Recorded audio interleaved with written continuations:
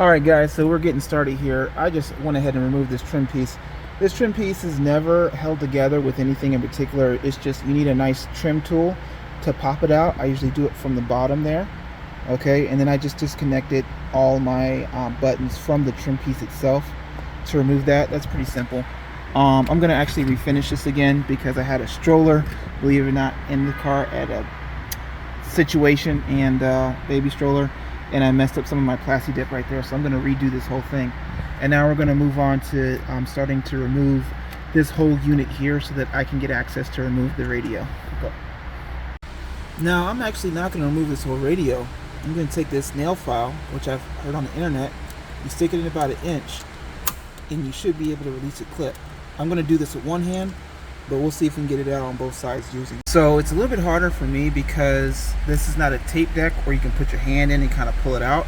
So I'm going to actually just remove my first torque. I'm going to remove this one over here, the one down here, I'm going to pull the unit out, and I'm going to see if using that nail clipper actually works. I can feel the actual clips loosening. I just have nothing to push the radio forward with. So I'm going to do this instead and see how this goes.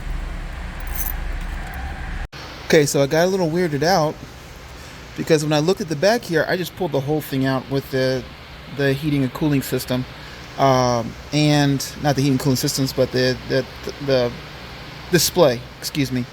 And I'm looking and I'm like, I don't see anything for antenna, and I just want to have a simple setup. I don't want to splice any wires. I don't want to do anything extra. And as you can see here from this Bluetooth transmitter, I just kind of have one of these and one of these, and that's not going to fit anywhere.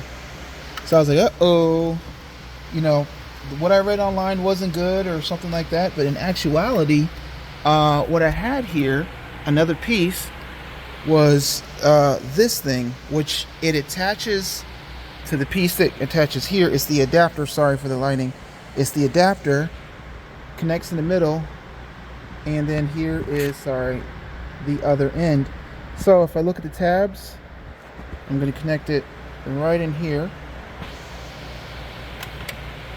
and we're going to plug up everything and see if we got anything. It'd be cool if that's all it is. If it is, it's going to be amazing. So what I also have here is an auxiliary cigarette lighter, which I'm going to use the USB, this USB, to charge. I got to re-glue this, but I'm finally hooking up my wireless charger here. That's also tying in. So I got my ground all set here to my existing lighter, as you can see. Now I'm getting ready, going to cut my power, and I'm going to hook my power up for, again, not this unit, but for this power right here. That's going to go for my Bluetooth, as you can see here. So that is already up there, already ready. I got to tie in this piece. It's a little short, but we should be good to go in a moment. Hey boy, hey. Trey, Joseph.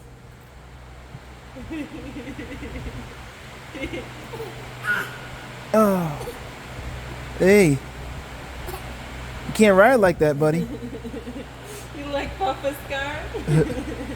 Papa's car is a mess right now. It's a mess. Oh, got so much work to do. Get this Bluetooth working. Oh. And now that we have it installed, let's see how it sounds.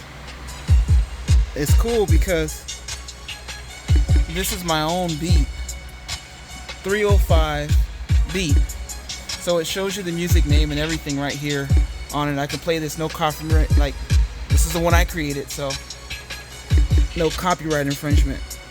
I gotta replace the speaker. But you guys get the gist. For $47 off of eBay, this is an amazing deal. $47. You can hook all this up. And it actually shows you the name of the song through here too that you were playing, which this is the name I created for my song, My Wave. Crazy.